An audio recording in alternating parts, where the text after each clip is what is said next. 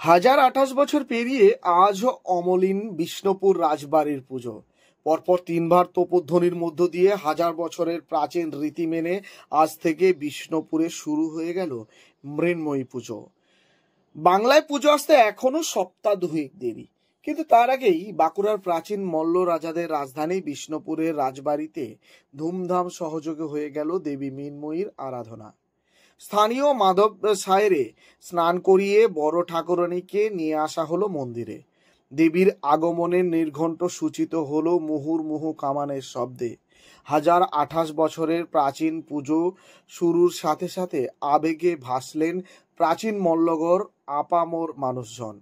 কথিত আছে ১৯তম মল্লরাজ জগৎ মল্ল ১৯৯৭ খ্রিস্টাব্দে প্রাচীন মল্ল রাজধানী প্রত্যুৎনগর থেকে শিকারে বেরিয়ে পথ ভুল করে বন বিষ্ণুপুরে এসে পড়েন। আজ যেখানে মৃন্ময়ী মন্দির, ঠিক সেখানেই বিভিন্ন দৈব ঘটনার সম্মুখীন হয়ে দেবী মন্দিরের প্রতিষ্ঠা করেন। পরবর্তীতে মল্ল রাজত্ব প্রত্যুৎনগর থেকে সরিয়ে আনা হয় বিষ্ণুপুরে। মন্দির প্রতিষ্ঠার পর থেকেই মহাসমারোহে দেবী মৃন্ময়ীর পুজো শুরু করেন জগৎ মল্ল।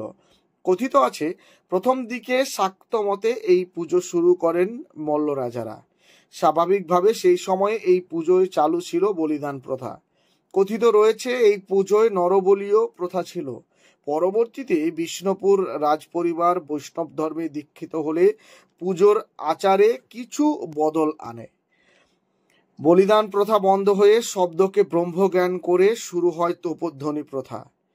তারপর থেকেই শতকের পর শতক ধরে দেবী মৃন্ময়ীর পুজোর প্রতিটি নির্ঘণ্ট ঘোষিত হতে থাকে তোপধ্বনির মধ্য দিয়ে। ১০২৮ বছরের এই প্রাচীন রীতি আজও অব্যাহত মল্লগড় বিষ্ণুপুরে। আজও প্রাচীন রীতি মেনে জিতা অষ্টমীর পরের দিন স্থানীয় গোপাল সায়রের পাড় থেকে মুহুর্মুহ গর্জে উঠল কামান। গোপাল সায়রে এক প্রস্ত পুজো পাঠ সেরে দেবীর এক রূপ বড় ঠাকুরানীকে নিয়ে আসা হলো মন্দিরে। এরপর মান চতুর্দশীর দিনে এই একইভাবে মন্দিরে আনা হবে মেজ ঠাকুরানীকে। সবশেষে ষষ্ঠীর দিনে মন্দিরে আনা হবে ছোট ঠাকুরানীকে। অষ্টমীর দিন মন্দিরে পূজিত হবেন খচ্চর বাহিনী বা মহামারীর। প্রাচীন রীতি ও আচার নিয়ম অটুট থাকলেও রাজত্ব হারানোয় মল্ল রাজ পরিবারের সেই পুজোর জেল্লা কিছুটা ম্লান হয়েছে ঠিকই, কিন্তু এতটুকু ভাটা পড়েনি মল্লগড় বিষ্ণুপুরের মানুষের আবেগে। আজ বড় ঠাকুরানীর আগমন মুহূর্তে স্বাভাবিকভাবেই মল্লগড়ের মানুষ ভিড় জমালেন ১০০০ বছরের প্রাচীন মল্ল রাজ কুলদেবী মৃন্ময়ী মন্দিরে। পুজো শুরুর সপ্তাহ আগেই পুজোর উন্মাদনায় মাতলেন প্রাচীন মল্লগড়ের ৮ থেকে ৮০। এখানের পুজোর মল্লভূম রাজবাড়ির যে পুজো অধিষ্ঠাত্রী দেবী মা মৃন্ময়ী, এখানে বৈষ্ণবী রূপে পূজিত হয়। মায়ের বৈষ্ণবী রূপ হচ্ছে মহাকালী, মহা সরস্বতী, মহালক্ষ্মী। এই মহাকালী হচ্ছে আজ বড় ঠাকুর। আজকে এই কৃষ্ণনবমাদি কল্পে তোপধ্বনির মাধ্যমে মাকে প্রবেশ করানো হলো। আর এইটা হয়ে আসছে হাজার কত বছর তো হয়ে গেল, ২৪-২৫ বছর। হ্যাঁ, তো তখন বলি ছিল, পুঁথিতে দেখা যায় তখন বলি ছিল। বর্তমানে বলি হয় নাই। এই শব্দ শব্দ ব্রহ্মময়ী শব্দের মাধ্যমে মাকে প্রবেশ করানো হলো। এখানে বলিনারায়ণী পুঁথি অনুযায়ী মায়ের পুজো হয়। রাজবাড়ির নিজস্ব পুঁথি, তাদের পণ্ডিত দিয়ে লেখানো পুঁথি, সেই পুঁথি অনুযায়ী মায়ের পুজো হয়। জাঁকজমকের কোনো ইয়ে নেই, তবু মানে নিষ্ঠাধারে যে পুজোটা এখানে হয় এটা আপনি কোথাও আর পাবেন।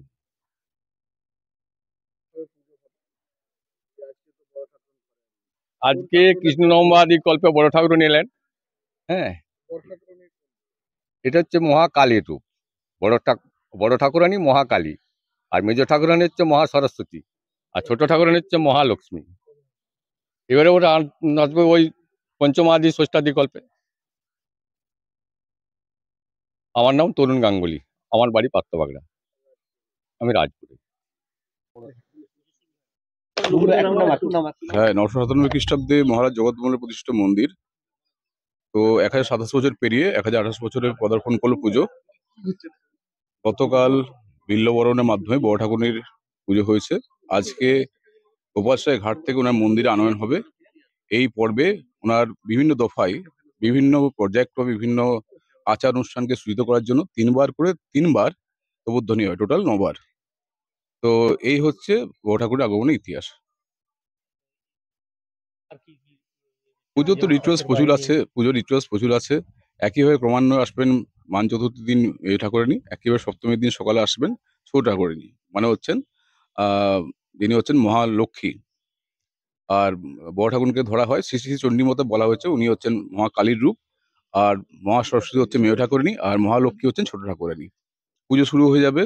এবার হচ্ছে অষ্টমীর দিন সন্ধিক্ষণকে সূচিত করার ঠিক আগের মুহূর্তে আমাদের রাজলক্ষ্মী ঘর থেকে আসবেন অষ্টদশভুজা বিশাখাক্ষী দেবী। ওনার মহাস্নান পর্ব হওয়ার পরেই ওনার সামনে রাজঅঞ্জলি দেওয়া হয় সোনার চাপা ফুল দিয়ে, এবং সন্ধিক্ষণকে সূচিত করা হয় কামান দেগে, বড় কামান যেটি আছে আমাদের সেটি দেগে পর সন্ধিক্ষণকে সূচিত করা হয়। তারপর অষ্টমী নবমীর মধ্যরাত্রে খচ্চর বাহিনী বা মহামারী দেবীর পুজো হয়, যাতে জগৎকে মহামারী মুক্ত করা যায়। তারপরে হচ্ছে বিজয়ার দিন মায়ের ঘট বিসর্জন দেওয়ার পরে শ্রীরামচন্দ্রের পুজো হয় সন্ধ্যাবেলায়, অপরাজিতা বন্ধন হয়, দইয়ের মধ্যে চ্যাংমাছ ছেড়ে নীলকণ্ঠ পাখি উড়িয়ে পুজোর সমাপ্তি ঘোষণা করা হয়।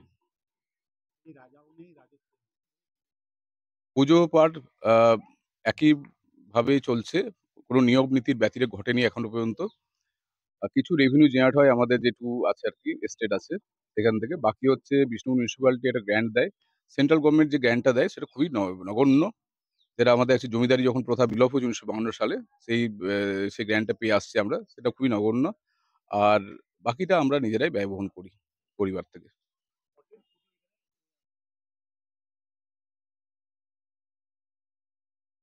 পট এঁকে চলেছেন ফৌজদার ফ্যামিলি। ফৌজদাররা নাকি শোনা যায় রাজাদের সেনাবাহিনীতে ছিলেন, তাদের মধ্যে কোনো একজনের শিল্প দক্ষতা দেখে রাজা তাকে ফৌজদার উপাধি দিয়ে তাকে পট আঁকার দায়িত্ব দেন।